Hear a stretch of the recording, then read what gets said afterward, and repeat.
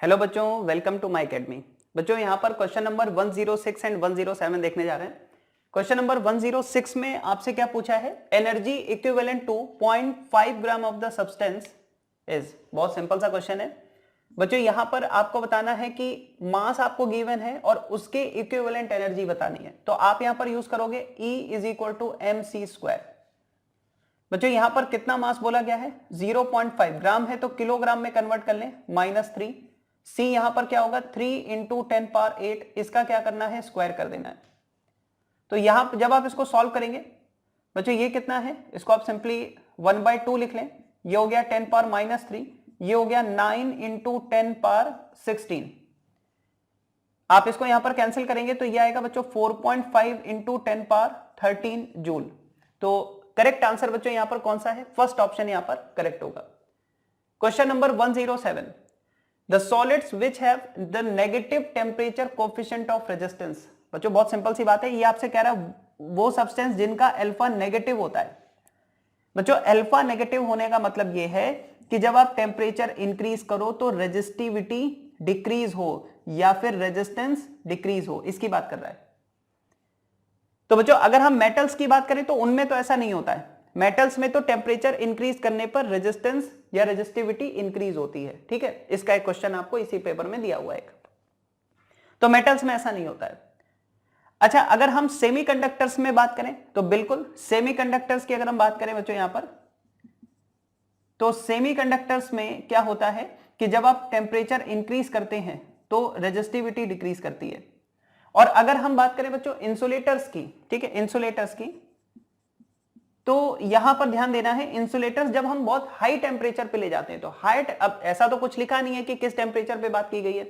तो अगर हम इंसुलेटर्स की भी बात करें तो ये बहुत ज्यादा टेम्परेचर पर, इनमें भी इसी तरह से होता है कि टेम्परेचर इंक्रीज करोगे तो रेजिस्टिविटी डिक्रीज होगी, मतलब अल्फा नेगेटिव होगा। और होता क्यों ऐसा बच्चों, रेजिस्टिविटी होती क्या है, m/ne² tau। क्या होती है, m/ne² tau। तो होता यह है कि जब हम बच्चों टेम्परेचर इंक्रीज करते हैं तो यहां पर दो फैक्टर हैं, पहला है यहां पर रिलैक्सेशन टाइम और दूसरा है बच्चों यहां पर एन। जब आप टेम्परेचर इंक्रीज करते हो तो थर्मल स्पीड इंक्रीज होती है, ठीक है, और थर्मल स्पीड इंक्रीज होने से रिलैक्सेशन टाइम बच्चों यहां पर डिक्रीज हो जाता है। सोचो अगर टॉ डिक्रीज होगा तो रेजिस्टिविटी इंक्रीज होगी, मेटल में ऐसा ही होता है, क्योंकि मेटल में बच्चों एन कांस्टेंट रहता है, मेटल के लिए एन कांस्टेंट होता है। लेकिन अगर हम सेमीकंडक्टर या इंसुलेटर्स अगर हाई टेम्परेचर पे ले जाएं तो बात करें तो टेम्परेचर इंक्रीज करने पर जो चार्ज कैरियर्स हैं वो इंक्रीज होते हैं और वो बहुत ज्यादा इंक्रीज होते हैं, मतलब कि वो बच्चों इस टॉ पर भी डोमिनेट कर जाते हैं।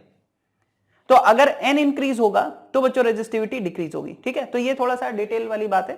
तो बाकी यहां पर जो आप ऑप्शन, अब ऐसा तो बोला नहीं कि बहुत ज्यादा टेम्परेचर पे हम बात करें, तो हम यहां पर सारी कंडीशंस लेके चलेंगे कि हाँ हमें अल्फा नेगेटिव बोला है तो सेमीकंडक्टर्स भी हो सकते हैं, इंसुलेटर्स भी हो सकते हैं। तो बच्चों यहां पर insulators and semiconductor third option यहां पर जाएगा। क्वेश्चन नंबर 108 की बात कर रहे हैं और यहां पर बच्चों बोला गया है द रे is incident at an angle of incidence I on one surface of a small angle prism. ध्यान दीजिएगा बच्चों यहां पर ए स्मॉल है, प्रिज्म एंगल स्मॉल है, emerges normally from the opposite surface if the refractive index is mu then find the angle of incidence, है ना बच्चों। यहां पर approx value of angle of incidence पूछी गई है। सबसे पहले देखो ए स्मॉल है, स्टार्ट हम यहां से करेंगे, बहुत सिंपल और डायरेक्ट क्वेश्चन है बच्चों। आप सोचिए अगर ए स्मॉल है, ए स्मॉल होने का मतलब क्या है, 2 डिग्री 3 डिग्री 4 डिग्री इस तरह के एंगल की बात की जा रही है। अगर बच्चों ए स्मॉल है तो आपको पता है ए क्या होता है, R1 + R2 होता है, तो R1 + R2 भी स्मॉल होगा। और बच्चों अगर मान लो ए मैं बोल दूं कि चलो ए 7 डिग्री है, इसका मतलब R1 R2 ये भी छोटे छोटे हो गए, है ना कि, और अगर बच्चों R1 R2 ये भी छोटे छोटे हो गए, इसका मतलब R1 जब स्मॉल होगा तो I भी स्मॉल होगा, क्योंकि R1 और I एक दूसरे से रिलेटेड है, स्नेल्स लॉ से। इसी तरह से बच्चों अगर R2 स्मॉल है तो E भी स्मॉल होगा। मतलब हम यहां पर क्या कह सकते हैं कि जितने भी एंगल्स की बात की जा रही है वो सबके सब स्मॉल है। और इससे बेनिफिट क्या होगा कि sine theta is equal to theta, sine theta is equal to theta, ये आप यूज कर सकते हो। अब बच्चों यहां पर अगर हम देखें तो हमसे कहा गया है कि जब लाइट ऑपोजिट सरफेस से बाहर निकलती है तो वो कैसे निकल रही है, नॉर्मली निकल रही है, मतलब कि परपेंडिकुलर। तो बच्चों अगर सरफेस के परपेंडिकुलर निकल रही है इसका मतलब ये है कि लाइट नॉर्मल से 0 एंगल पर निकल रही है। भाई लाइट अगर नॉर्मल के लॉन्ग निकल रही, मतलब नॉर्मल से एंगल कितना है 0, तो बच्चों E कितना हो गया 0। अब E 0, इसका मतलब बच्चों R2 भी कितना हो गया 0, मतलब यहां वाला एंगल। अब देखिए R2 0 हुआ तो हम यहां पर क्या कह सकते हैं कि यहां पर जो नॉर्मल है, देखिए बच्चों ये एंगल A है, R2 0, हमें पता है R1 प्लस R2 क्या होता है, A होता है, तो R2 0 तो R1 किसके इक्वल आ गया, A के इक्वल आ गया, मतलब बच्चों यहां पर जो एंगल बन रहा होगा वो A होगा। यहां वाला एंगल आपसे पूछा है I कितना होगा, अंदर का रिफ्रैक्टिव इंडेक्स म्यू है, बाहर का रिफ्रैक्टिव इंडेक्स 1 है, तो यहां पर हम क्या लिखेंगे, स्नेल्स लॉ यूज कर लें, 1 sin I is equal to mu sine A। और बच्चों क्योंकि एंगल स्मॉल है तो हम लिखेंगे साइन I को अप्रॉक्स I लिख देंगे, और यहां पर साइन A को अप्रॉक्स A लिख देंगे, तो आंसर क्या आएगा, I is equal to mu into A। ठीक है, तो बच्चों यहां पर अगर आप देखो तो अपना आंसर जो जाएगा वो क्या जाएगा, I is equal to mu into A। ठीक है, नोट करें बच्चों। क्वेश्चन नंबर 109 एंड 110 देखने जा रहे हैं। क्वेश्चन नंबर 109 में आपसे पूछा है कि इनमें से कौन सा ऐसा एटम या फिर आयन है जिसमें आपसे पूछा है बोर मॉडल वैलिड नहीं है। बच्चों ध्यान दीजिएगा, Bohr model is not valid. Bohr model का मतलब ही है single electron system, one electron system. जब भी आपसे बात की जाए बोर मॉडल, सबसे पहले यही बताया जाता है कि ये वन इलेक्ट्रॉन सिस्टम के लिए वैलिड है, मतलब कि एटम हो या फिर आयन हो, आपको ध्यान देना सिर्फ उसमें एक इलेक्ट्रॉन होना चाहिए तभी वैलिड है।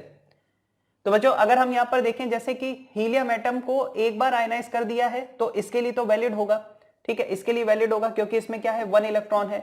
ड्यूटेरियम एटम है, वन इलेक्ट्रॉन है। हाइड्रोजन एटम है, वन इलेक्ट्रॉन है, तो इनके लिए तो वैलिड है।